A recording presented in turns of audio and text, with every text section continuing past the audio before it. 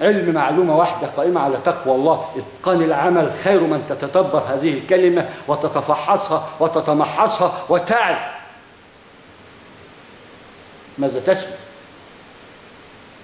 ما هو أنت بتقول أصلي الفجر، ما هو الزوجين أنت ما شفتش الزوجين، ما هو أنت الفجر أنت اللي أنجبوا هذا الفجر، ده الوحدانية بقى لله ثم ليك من قبل ورايح تفتح هذه الزوجين تؤدي إلى فصمهما. أنت وعيت شيء حتى تعي أنك فصمت وقبلت، ولكن عندما لا تعلم فرضي الله عنك وأرضاك، ولكن عندما تعلم وتخنس ولا تعلم الآخرين وتحرف هذه المصطلحات على كيف سعادتك، يبقى أنت كده بقيت من السارقين.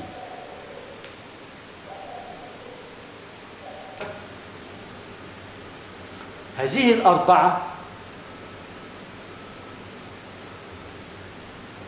مع الثلاثة أعطانا السبعة، يبقى ده طير بسبعة أجنحة، مثنى وثلاثة ورباع، وبعد كده سباع. ما دخلش خماسي، لأن الخماسي هيديك منه نواه المناسك له مقياس، ولكن لكل مقياس مقياس. ما قال لك والفجر ولا العشر والشفع، حط زوجين، ما قالش والوتر والشفع. ليه؟ لأن هنا منظومة علمية حرفية لغوية، رقمية لغوية.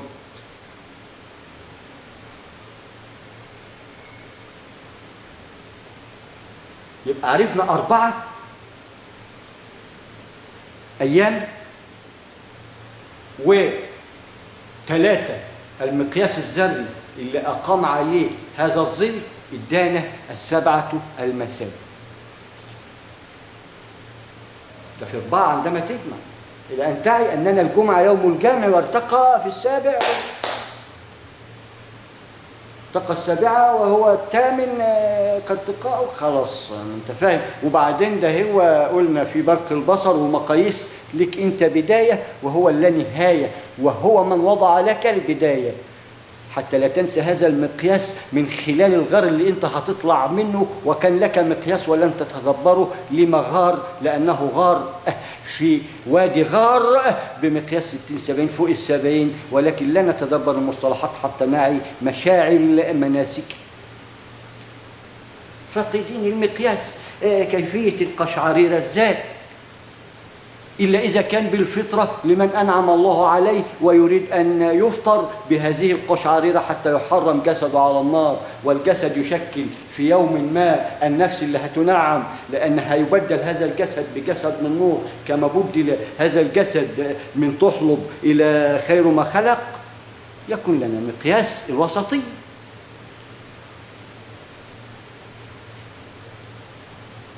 يبقى إحنا وصلنا رقم 4 اللي يشكل نواة 7. عندما تجمع الجمع يبقى كده عرفنا 7 أيام، ولكن هنا فيه مقاييس، وضع مقاييس. بقول لك ده رقم 1 يدينا الذرة النواة الشمس، 2 الزوجين اللي هتودي لفتقهم زوجين الرتق، 3 هذا يبقى ده طير اهو، وكل طير يشكل في ذاته يوم.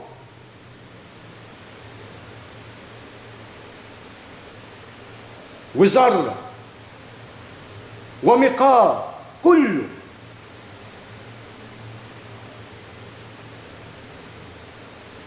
ووصلنا قلنا الذرة الضوئية والذرة الذرية زوجين الرتق، يبقى ده 3.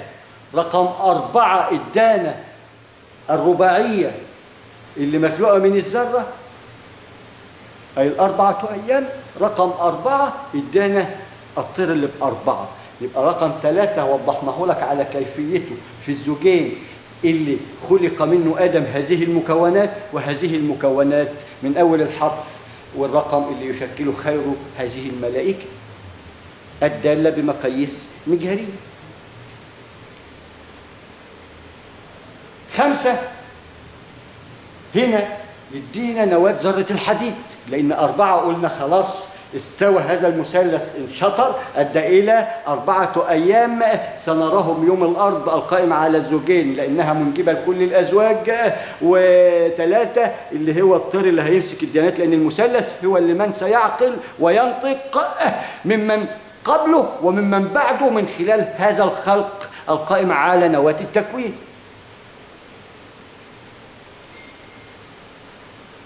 بنرى أن رقم 4 ادانا ال4 أيام اللي هي الأرض. رقم 1 يومها وإن كان قائم على زوجين بيدينا يوم 12 و12، يوم هيدينا 24 ساعة الكامل، اليوم الكامل، يبقى ده يوم. ويوم تاني القمر، ويوم ثالث الشمس، ويوم رابع النجم جمع نجوم اللي هو ال1000 عام، مرورا بعام الشمس، شهر القمر، 24 ساعة الأرض، 4 أيام. 5 يدينا هذه النواة اللي ذكرناها: الماء، النار، الهواء، التراب، الحديد. المكونات الرباعية العارجة قدامنا من خلال هذا القسطاس الرباعي اللي يشكل رقم 4. من هذه المكونات إلى أن تعلق من هذه المكونات، وأنا شرحت كيفية التفصيل من خلال الترتق الذري من خلال القبر. فهنا بنرى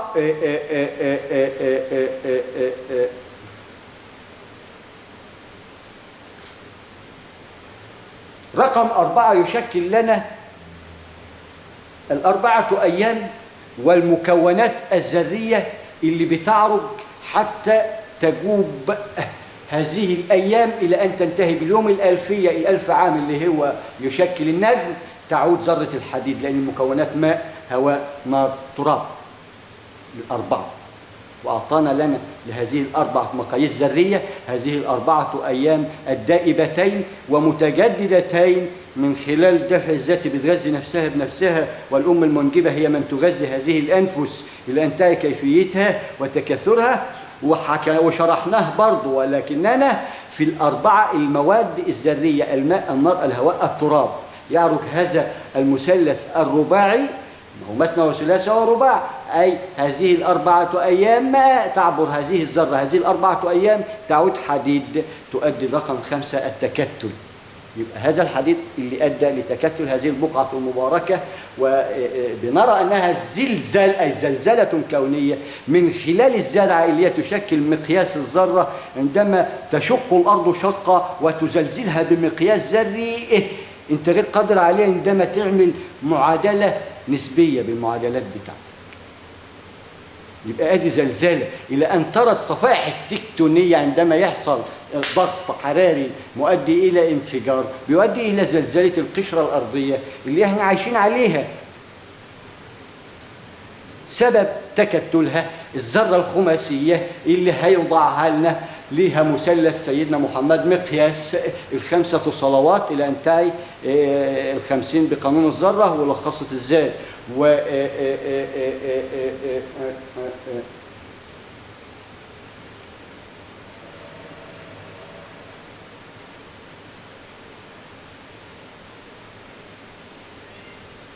بتتكتل هذه الذرات الذرية من خلال عروجها هذه ال4 أيام.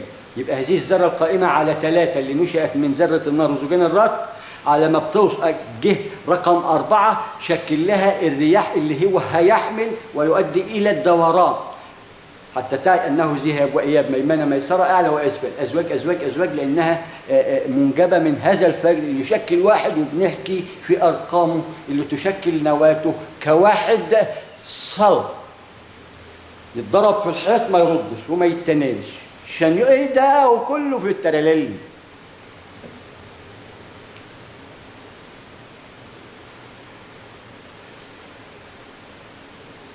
ستة دي تدينا أول الأزواج حتى نعي أن هذه الذرات كل ذرة في ذاتها 3. يبقى ذرة النار قائمة على 3: أسود اللي هي نار السموم أساس النار، أحمر المؤدي لتكتل ذري اللي هي الشموس اللي أدت لتكتل الشمس وأنجبت شموس ومجرات بقانون شمس، والنجم جمع نجوم اللي أنجب الدفع الرباعي، عادم ما يسمى بالدفع الرباعي.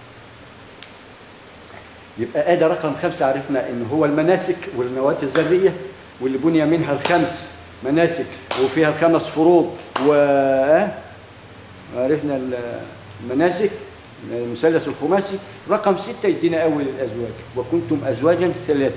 يبقى الذكر والأنثى هي روح نفس جسد، أنا روح نفس جسد، هي من المكونات الثلاثة والمكونات الثلاثة، يبقى ده 6. وعندما ننظر في عين بعض كده نلاقي 6 على 6، ده يدينا 12. يعني ده نص اليوم، باقي النص الثاني تدبروا تلاقيه النص الحلم. تتقوا ربكم فيما اتاكم من علم وتعلموا ابنائكم، لكن تتاجر فيه انت عارف هجيبك ازاي وانا ظبطتك.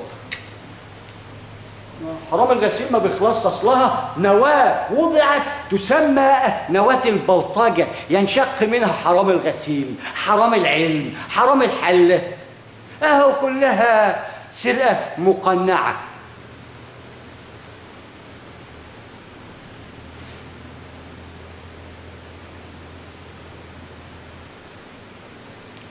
ستة عرفنا ان دي تشكل النشأة الأولى، أي وكنتم أزواجا ثلاثة، 6 أيام واتقى السبع، يبقى هذا 3 يوم، وكل يوم يشكل ذرة، ولكن لكل ذرة مقياس، إن كان لغوي من خلال الأحرف مجسد منها اسم مسمى، أو أرقام مجزأة هذه الأحرف من خلال عناصرها المكونة كام يدينا رقم، أو من خلال الرقم القائم على ما يسمى برقم في ذاته وليس برقم أحرف، ولكنه رقم أرقام.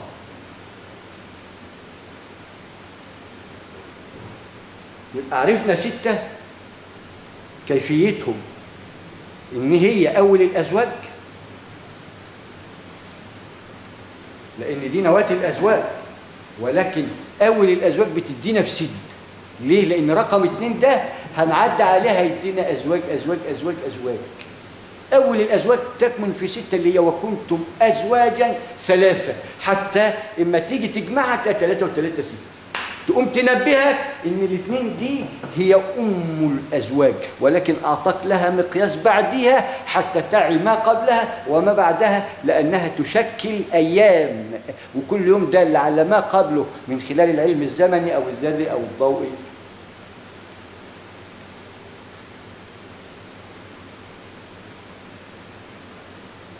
يبقى هذه أول الأزواج تعي أن هذا المصطلح أول الأزواج لأنه من سينجب منه، أي من سينجب 7 المثانة رقم 7، يدينا سباعيات الخيال، تبدأ من رباعية خماسية سداسية سباعيات الخيال.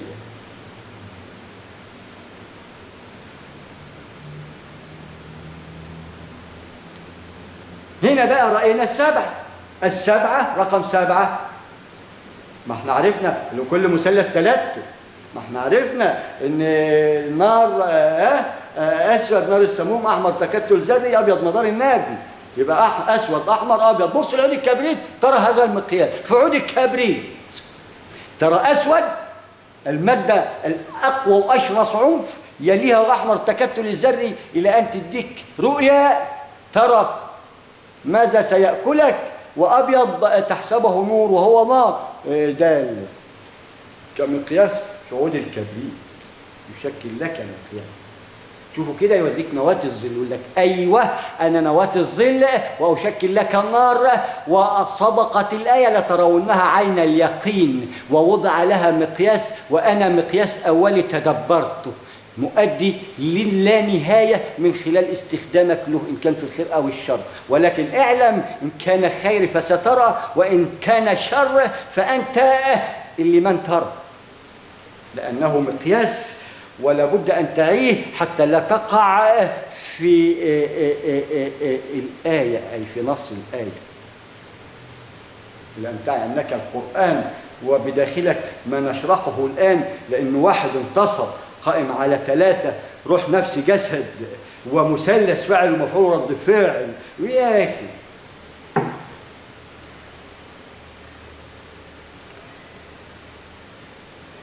ثمانية، ما هي 7 المثانة أهي دالة، 7 سماوات 7 أراضين من ماء، على ما يسمى 7 سماوات 7 أراضين من نار السموم، على ما يسمى 7 سماوات 7 أراضين من نور، اللي هي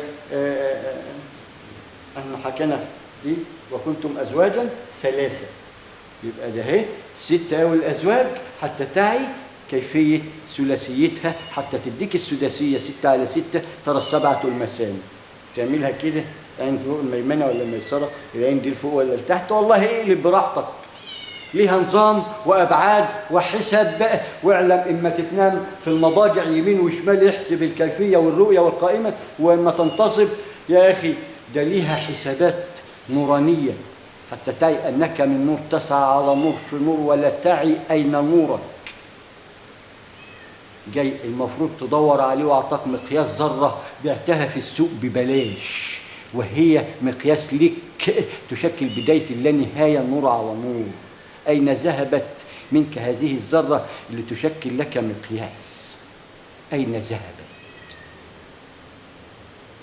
لما لا تتجسد منها كده ونرى من هذه الخطة الخمسية بقت 51 رجال. اهدي الذرة أينعت واحد هيكون سبب.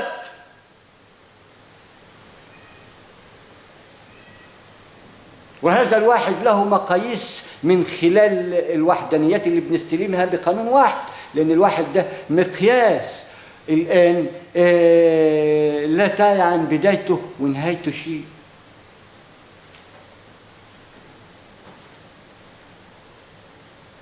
السبعة المثاني الدالة على هذه الأزواج الثلاثة، وكنتم أزواجا ثلاثة أول الأزواج.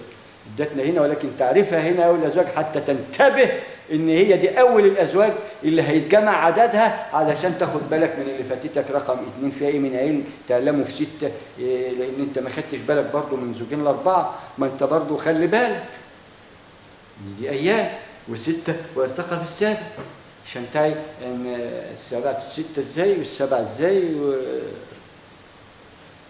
تبدأ من كده كده كده كمقاييس. وبعد ما ادالك مقاييسها اعلمك ان هي مجرد ما يمر في خاطر ذات العلي ينبت هذا الشيء، مجرد ان يرى بس اقام الشيء، والى ان ياتي رؤية هذا يشكل بداية، وإلى أن يأتي دور ما بعدنا هذا يشكل ارتقاء.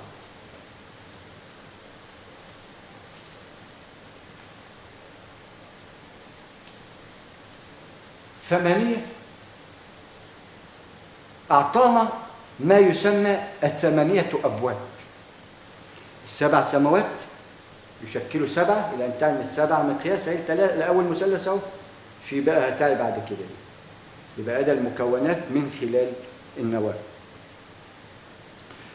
إلى أن حتى يذكرنا بهذه الثمانية جاب لنا منها مقياس، وقال حتى تعوا أن هذا عرشي سأجسد لكم منه مقياس. يقول ماء وتقول له لا، ماء لا مي، قول مي يقول ماء. اصله هو مفطور على كده، ما عرفش ان دي ديانه، وديانه عربيه وبلغت عربيه ويعلمها هذا التراب وهذا الرياح، حتى وان كلمت هلال رمضان.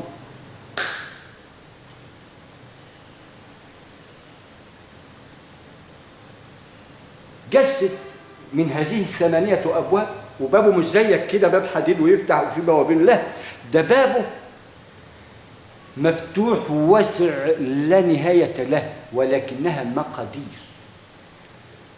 قائمة على هذا المثلث اللي يشكل الذرة الزمنية والذرة الذرية والذرة الضوئية. لأن تعلم لواقع الرياح ماذا ستحمل وتعبر، لأن أنت ما تقدرش تعدي مدار النجم حكم عمرك، تعدي علميا من خلال العلم اللي بترسله، ولكن اعرف المقادير.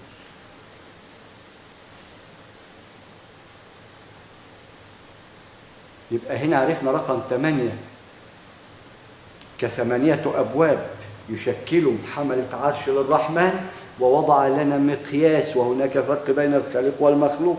الخالق كتبه أحياء كونية إلى أن يحيي لنا أحياء تتواكب مع إحيائنا إحنا حتى نتفاعل مع بعضينا، من دم ولحم زي بعض، ويطلع من بين دمنا وفراسنا اللبن برضه، من أول نواة الكوثر بقت كام مليار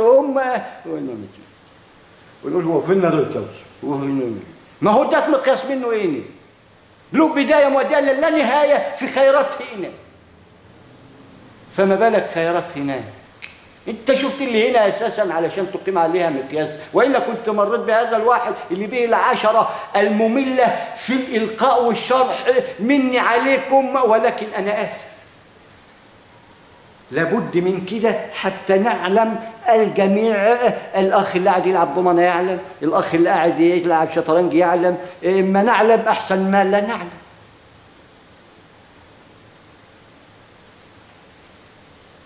تسعة، خلق من هذه الدواء المادة التي تسعى وتتكلم، بدايتها الإنسان ومعه 8 أنعام كتذكير. ستسعى بمثلث 60 70 فوق 70. ضيف على الله على ما يسعى على مثلث. من ربك؟ الكل يقول ربي الله. دلوقتي جاي لها سهل. ما دينك؟ أوه ديني كل ما هو يدل على طريق الحق، أي كلمة حق. فما بالك الأديان السماوية، الإنجيل والتوراة والزبور والقرآن وما بينهما من الوحي. يا أخي احنا جبابرة. 10، تكامل نواة المنظومة الرقمية حتى تعي 9 التي تسعى ولا تعي فيما تسعى، أنها تسعى في رقم واحد، وهذا ما يشكل ثم الخياط أي أرق فيما يسمى بالمتشابهات، عندما شبهه لنا مقياس الشعرة اللي أحد من السيف. عاش عاش عاش عاش اللي قال الكلمة بحكمة وفي الوقت المناسب. عاش عاش عاش عاش اللي قال الكلمة بحكمة وفي الوقت المناسب. عاش اللي قال يا مصيرنا ما فيش